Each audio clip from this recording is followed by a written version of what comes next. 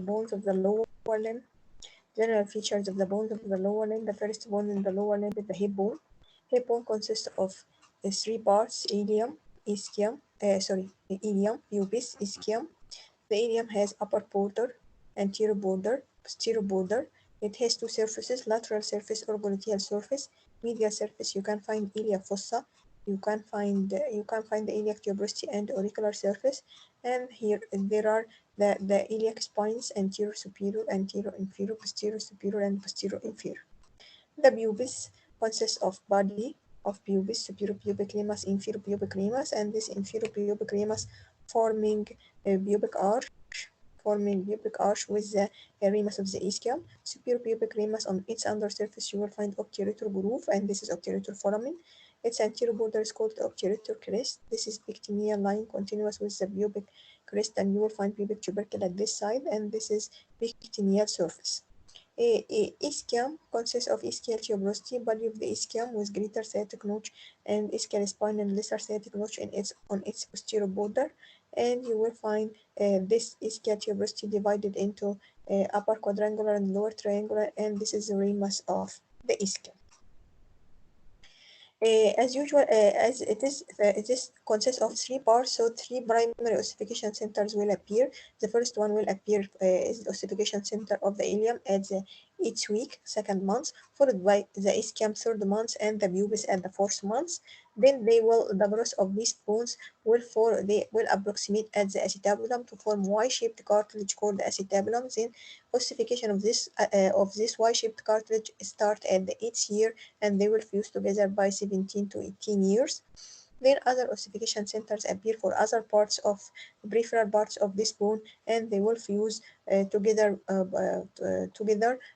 the age of 25 years. This is the femur, second bone. Femur has upper end shaft and lower end. In the upper end, we have head, neck, greater trochanter, lesser trochanter, anterior intertrochanteric line, posterior intertrochanteric crest. In the lower end, you will find medial condyle and lateral condyle, and intercondylar notch and fossa in between. You will find patellar surface on the anterior surface. You will find medial epicondyle and lateral epicondyle. You will find adductor tubercle and popliteal groove for popliteus. That's shaft. This is the anterior surface of the shaft, and this is the posterior surface of the shaft. You will find the linea aspera, which is divided upward into spiral line medially and gluteal tuberosity laterally. Inferiorly, it will divide into medial supracondylar ridge and the lateral supracondylar ridge with popliteal surface in between. And the most important part here is a vascular necrosis of the head of the femur. That's why we should have a look at the blood supply of the head of the femur. Actually, in the young, the epiphysis, the head of the femur is supplied by small branch of obturator artery that pass through the round ligament of the head of the femur to supply the head. Then other arteries, branches from medial circumflex femoral artery. They will pierce the capsule and run deep to the synovial membrane along the neck to reach the head. Actually, in before puberty, there is no communication between the two sources because of the presence of the epiphyseal cartilage. Then, at puberty, by the ossification of this epiphyseal cartilage, anastomosis will occur between two sides. The problem in fracture neck of the femur, that in fracture neck of the femur there will be interruption of the distal source, the branches of medial circumflex femoral artery. So the remaining is only the branch of obturator artery, which is insufficient to supply the head of the femur. That's why it will develop ischemic necrosis. Then the femur and the neck of the femur has an angle with the shaft of the femur. This angle is 160 in the young child and 125 in the adult. Increase of this angle is called coxa valga, and it occurs in congenital dislocation of the hip. And in this condition, there will be adduction of the hip joint is limited. Decrease of this angle is called the reverse coxa vera, and it occur in fractures of the neck of the femur, and abduction here it will be limited. The neck is also tilted forward slightly as it passes proximally to the head, and this angle of anteversion is from 10 to 15 degrees. fracture shaft, fracture upper third, fracture middle third, and fracture distal third of the shaft of the femur. In fracture upper third, the proximal part will be the proximal segment will be flexed by the iliopsoas, will be abducted by the two glutei, gluteus medius and minimus, will be lateral rotated by the gluteus maximus and the lateral rotators muscles. The lower fragment will be adducted and lateral rotated by the adductor group. It will be pulled upward by the hamstring and the quadriceps muscle. In fracture of the middle third, the distal fragment will be pulled upward also by the hamstring and the quadriceps muscle, so there will be shortening of the limb, and the distal fragment will be rotated backward by the attachment of gastrocnemius. The fracture in the distal third is actually like the fracture of the middle third, but it has a great problem that the distal fragment is very short. That's why it might injure the popliteal artery, cause interference of the circulation to the leg and the foot. Fracture neck two types: subcapital, which occurs in the elderly by estrogen deficiency. There will be a vascular necrosis of the head is common in such situation, and the position of the limb, the strong muscles of the thigh, rectus, and the adductor and the hamstring pull the distal fragment upward, so it will be shortening of the limb. Gluteus maximus and the lateral rotators will rotate it laterally, so there will be lateral rotation of the distal fragment with two pointing laterally. In the trochanteric fracture, the fracture line is outside the capsule, so the vascularity is okay. So there will be no vascular necrosis. However, shortening and lateral rotation of the leg will occur. A fracture of the distal segment, as I have mentioned, like the fracture in the middle third, but the problem is that the distal fragment is very short. It can be pulled backward easily by the attachment of the gastrocnemius muscle, so it will exert pressure or even injury to the popliteal artery, interfering with the blood flow of the leg and foot.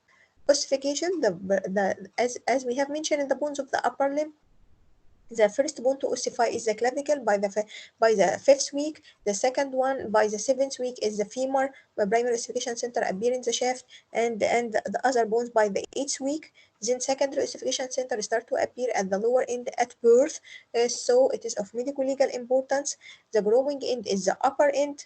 Is the growing end of the bone. This is the growing end of the bone, and the lower end. The growing end is the lower end, and it fuse with our complete ossification here occur at the 20 year. The upper end, another ossification centers appear in the head, in the lesser trochanter, in the greater trochanter, and they will fuse at the age of 18 years. Tibia and fibula. The general features of tibia and fibula: the medial condyle of the tibia, lateral condyle, intercondylar area, and intercondylar eminence. This is the tibial tuberosity. This is the medial malleolus. This is the fibular notch here, and you will find the groove for tibialis posterior on the posterior surface, the undersurface articulating with the talus to form the ankle joint. Fibula, you will find on the shaft, you will find chin or anterior border of the tibia. You will find the anteromedial surface, subcutaneous one, anterolateral surface, posterior surface, and on the posterior surface you will find soleal line and vertical line dividing it for the muscular attachment. The fibula, you will find head, you will find styloid process and neck. The lower end, lateral malleolus, malleolar fossa, articular facet for the talus, and rough triangular area for articulation with the tibia. And you will find on the lateral side, lateral subcutaneous triangle. The border, there is anterior border and there is posterior border, and there is medial or interosseous border.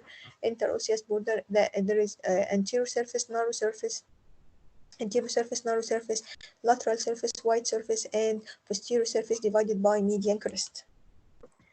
Regarding the fractures, actually fracture of the distal third of the shaft of the tibia is prone to have delayed union or non-union because of interference with the nutrient artery passing through the bone, which will be torn at the fracture line.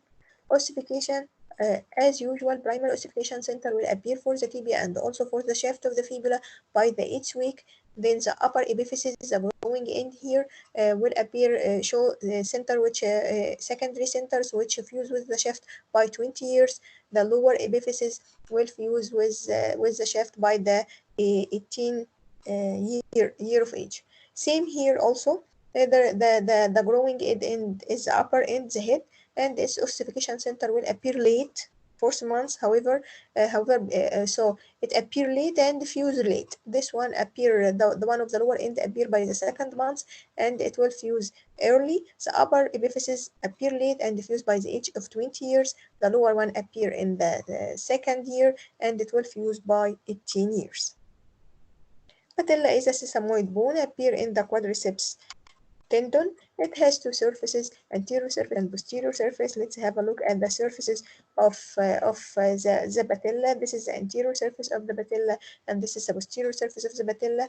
In the anterior surface, you will find attachment for patellar ligaments and attachment for quadriceps tendon. We call this part base of the patella, and this is for attachment for the tendon of quadriceps, and this is for attachment for patellar ligament. Here the posterior surface is divided into smooth part and rough part, and in this rough part you will find also attachment of the ligamentum patelli. The smooth area is divided into large lateral articular facet and the small medial one, and the small medial one is re-subdivided into medial part and lateral part. This one, the lateral one, articulate with the lateral condyle of the femur throughout the action. This one articulate with the medial condyle in flexion, and this one both two during extension. Patellar dislocation, either congenital or acquired. Congenital dislocation because of underdevelopment of the lateral condyle, lateral femoral condyle, as the stabilization of the patella depends on mainly on two factors: the lateral femoral condyle and the fibers of the vastus medialis. The traumatic one, dislocation occur due to trauma and tear in the quadriceps tendon attachment. The patellar fractures, actually patellar fracture doesn't need fixation because the fragments are stick together inside the tendon of the quadriceps muscle, so it will not need fixation. This is a simple radiological film, the shaft of the femur, and those are the two condyles, the medial one and the lateral one. Those are the two condyles of the tibia, medial one and lateral one, and the intercondylar eminence. This is the shaft of the tibia, this is the shaft of the fibula, head of the fibula, styloid process, and neck of the fibula. Also, same here. This fibula inside the gastrocnemius muscle, inside the head of gastrocnemius muscle. This is the condyles of the femur. These are the condyles of the tibia, and this is the head of the fibula, and this is the neck of the fibula, and of course, this is the patella.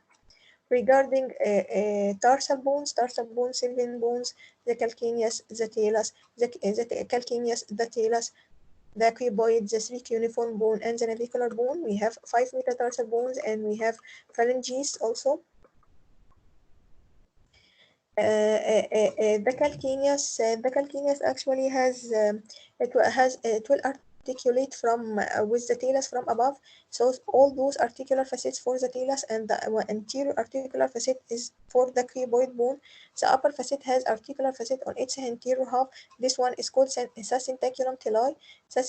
This projection is called saccentaculum tali, and the anterior surface has a common facet. They articulate with the head of the talus, and behind them there is a groove, and this groove is called calcaneal sulcus. It will form tarsal sinus, and it will give attachment to the talocalcaneal interosseous ligament and cervical ligament, and behind it a large posterior articular facet. It also articulate with the talus. This large articular facet articulate with the talus. It will form a separate joint called talocalcaneal joint. It is separate from talocalcaneonavicular joint, and both of them are called subtalar joints. Then you will find on the anterior surface an area for articulation with the cuboid. On the undersurface, you will find the calcaneal tuberosity, and it has medial calcaneal tuberosity and lateral calcaneal tuberosity. Talus carry the whole body. This bone have head, have neck, and have trochlea. This trochlea is convex from front to back. It has a shallow groove in the middle. Trochlea is broad from the front and narrow from behind. The talus, on its medial surface, you will find comma-shaped articular facet. This comma-shaped articular facet articulates with the medial malleolus, and you will find also mini vascular foramina here. And here there will be the attachment of the medial deltoid rheumatoid ligament, one of the strong ligaments of the ankle joint. On the lateral surface, there is a bigger articular facet, and this articular facet articulates with the lateral malleolus. This is about the talus. Talus has a good anastomotic blood supply coming from many sources like dorsalis pedis artery, like posterior tibial artery, like peroneal artery. Those interosseous vessels, the interosseous vessel passing mainly from the anterior to posterior. In case of fracture neck talus, there will be disruption of those vessels that will lead to a vascular necrosis in the talus. Cuboid bone have many articulation. It articulates with the metatarsal bone number 5 and number 4 and number 5. Its posterior surface has facet for articulation with calcaneus in calcaneocuboid cuboid joint. Then its medial surface has facet for articulation with lateral cuneiform bone and small facet for articulation with navicular bone. It has a groove on its undersurface for peroneus longus tendon of peroneus longus muscle. The navicular bone boat-shaped have tuberosity. Its posterior surface is concave surface fitting the convexity of the head of the talus in talocalcaneonavicular joint, and its distal convex articular surface is divided into three parts for articulation of the three cuneiform bones. On the lateral side, it has a facet for articulation with cuboid. Ossification, three bones start to ossify are ossified at birth, so they start to ossify before birth. The calcaneus, the first one at the third month, fetal life. The talus 6 months, and the cuboid in the ninth month. Then the navicular and the cuneiform ossify during the first years. 4 years. The metatarsal and phalanges ossify by shaft center in utero. Then their epiphyses are like in the hand. So we have epiphyses in the phalanges and in the metatarsal bones. There are secondary centers for posterior surface of the calcaneus, for the tuberosity of the navicular bone, for the tuberosity of the at the base of the fifth metatarsal bone, for the lateral tubercle of the talus, and sometimes those centers fail to fuse with the main bone and will form accessory bone. This is all for the bones of the lower limb, and thank